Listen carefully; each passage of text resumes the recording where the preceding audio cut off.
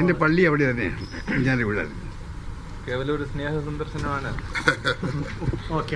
ഞങ്ങൾ നമ്മുടെ കുടുംബമൊന്നും വേറെ. ഉമ്മൻചാണ്ടി അടുത്തേക്ക് 62 മുതൽ എൻ്റെ ഏറ്റവും അടുത്ത ആളുകൾ 1962 മുതൽ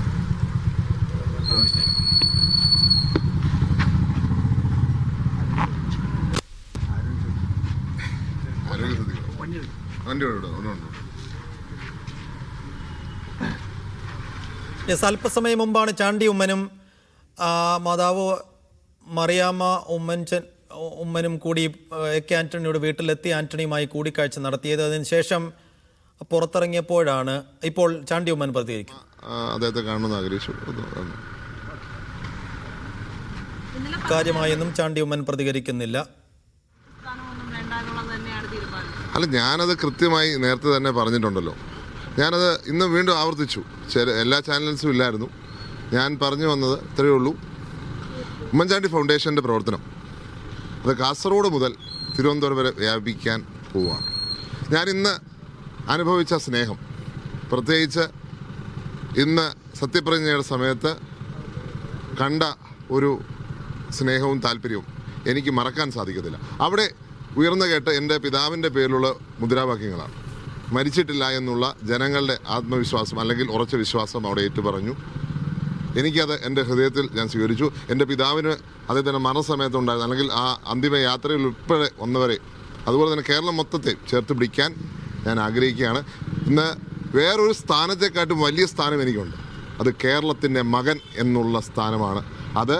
അതുകൊണ്ട് തന്നെ ജനങ്ങളിലേക്ക് ഇറങ്ങി ജനങ്ങളുടെ പ്രശ്നങ്ങളിൽ ഇടപെട്ട് അതുപോലെ ഗവൺമെൻറ്റിൻ്റെ ശ്രദ്ധയിൽ കൊണ്ടുവരേണ്ട എല്ലാ കാര്യങ്ങളും കൊണ്ടുവരാൻ ഉള്ള തീരുമാനം അത് ഉമ്മൻചാണ്ടി ഫൗണ്ടേഷൻ്റെ പ്രവർത്തന വ്യാപനം, പ്രത്യേകിച്ച് ഡ്രഗ്സിനെതിരെയുള്ള മൂവ്മെൻറ്റ് കൂടിയാക്കി അതിനെ മാറ്റുന്നതായിരിക്കും.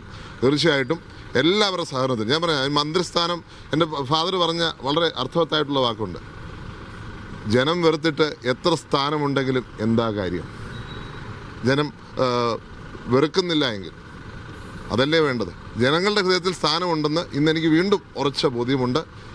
ജനങ്ങളോടൊപ്പം നിൽക്കാൻ തന്നെയാണ് തീരുമാനം. ഇപ്പോൾ ഈ സാമൂഹ്യ മാധ്യമങ്ങളിലൊക്കെ അങ്ങേക്ക് ആർക്കും ഒഴിവാക്കിയതിന് വലിയ തരത്തിൽ ചർച്ചകൾ നടക്കുന്നു. അങ്ങ് അർഹിച്ചവരായിരുന്നു, അല്ലെങ്കിൽ ചില നേരത്തെ ഈ തെരഞ്ഞെടുപ്പ് സമയത്ത് പോലും അങ്ങേക്ക് പറ്റിയ വകുപ്പുകളെ കുറിച്ച് പോലും ചർച്ചകളൊക്കെ നടന്നിട്ടുണ്ട്. കണ്ടിരുന്നു അതൊക്കെ? അല്ല, അതിപ്പോൾ ജനങ്ങളുടെ സ്നേഹമല്ലേ. ജനങ്ങളുടെ സ്നേഹമാണ് ഈ കാണുന്ന റിഫ്ലക്ഷൻ. ഞാൻ വിനയത്തോടെ കേരളത്തിലെ ജനങ്ങളോട് നന്ദി പറയാൻ ആഗ്രഹിക്കും. അങ്ങനെ എന്നെക്കുറിച്ച് നിങ്ങൾ ഒരു സ്നേഹം പ്രകടിപ്പിച്ചല്ലോ, അങ്ങനെ നിങ്ങൾ എന്നെക്കുറിച്ച് ഒരു താല്പര്യം പ്രകടിപ്പിച്ചല്ലോ, അത് ഹൃദയത്തിൽ ഞാൻ ഉൾക്കൊള്ളും. ജീവിതം കൊണ്ട് മറുപടി പറയും. നാളെ വന്നാലും, മന്ത്രിസ്ഥാനത്ത് വന്നാലും ഇല്ലെങ്കിലും.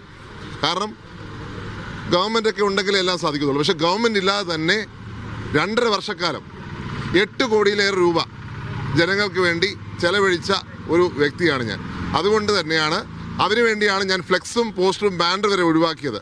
ഇന്ന് എനിക്ക് അതുകൊണ്ട് തന്നെ ജനസേവനത്തിന് വേറെ ആരുടെയും സഹായം പോലും ആവശ്യമില്ലാത്ത വിധം എനിക്ക് മുന്നോട്ട് പോകാൻ സാധിക്കും. അത് ഉറച്ച് മുന്നോട്ട് പോകാൻ തന്നെയാണ് തീരുമാനം. ഇത് വീണ്ടും നിങ്ങൾ പറയുക. അവസാന നിമിഷം എന്ന് പറഞ്ഞ നിമിഷമില്ല, തുടക്കം തൊട്ടില്ല. ഞാനിനി പറയുന്നില്ല. ഇത് തുടക്കം തൊട്ട് എൻ്റെ പേരില്ല. നിങ്ങൾ എത്ര പറഞ്ഞാലും ഇല്ലാത്ത പേരിനെ എങ്ങനെ കൊണ്ടുവരും? നിങ്ങൾ സൃഷ്ടിക്കുന്നൊരു കാര്യമാണിത്. നിങ്ങൾ പറയണം, നിങ്ങൾ ആത്മപരിശോധന നടത്തണം. എവിടുന്ന് പേര് വന്നു, ആര് പറഞ്ഞു? എൻ്റെ പേരില്ലാത്ത സ്ഥലത്ത്